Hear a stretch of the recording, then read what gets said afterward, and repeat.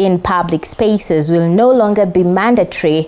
This is after the government, through the Ministry of Health, revised some of the COVID-19 containment measures, as Elizabeth Atieno now reports.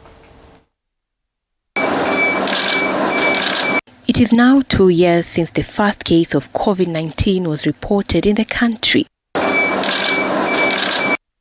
A virus that led to a new normal where quarantine and lockdowns were considered the new order of the day. It is a virus that not only deprived people of the freedom of movement, but also the freedom to breathe, as wearing of face masks were made mandatory globally. However, Kenyans can now breathe a sigh of relief, technically I bet, after the government, through Health CS Mutahi Kagwe, announced that wearing of face masks in public spaces is no longer mandatory. The mandatory wearing of face masks in open public spaces is now lifted. But there are some places where Kenyans will still be required to put on their face masks. Whereas you don't wear masks outside the areas, outside areas of where you take your public transport, inside the matatu, inside the train, inside the plane, you are required to have a face mask on.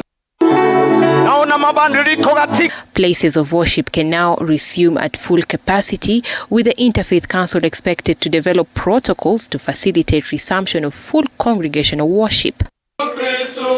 Places of worship were forced to host only a third of its capacity due to the outbreak of the COVID-19 pandemic.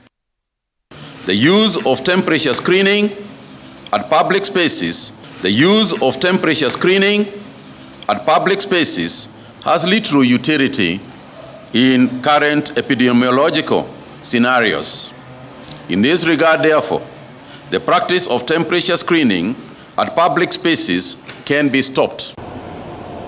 With over 17.8 million of the population being vaccinated, the Ministry of Health has called on Kenyans to get vaccinated, as it is the only long-term measure for defeating the COVID-19 pandemic. For vaccination of teenagers in school, our cutoff point has been 15 years old, and parents are actually expected to be able to give consent.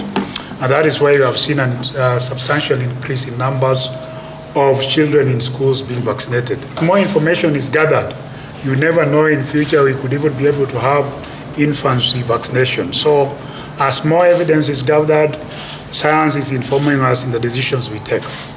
The government has also revised some measures on international travel, where international travelers and truck drivers from East African community countries who are fully vaccinated will not require a COVID-19 PCR test for entry into Kenya. However, unvaccinated travelers are required to provide a negative COVID-19 PCR test conducted in less than 72 hours, with those aged below 5 years being exempted from this requirement. Unvaccinated travelers arriving at any point of entry will be subjected to rapid antigen tests at their own cost.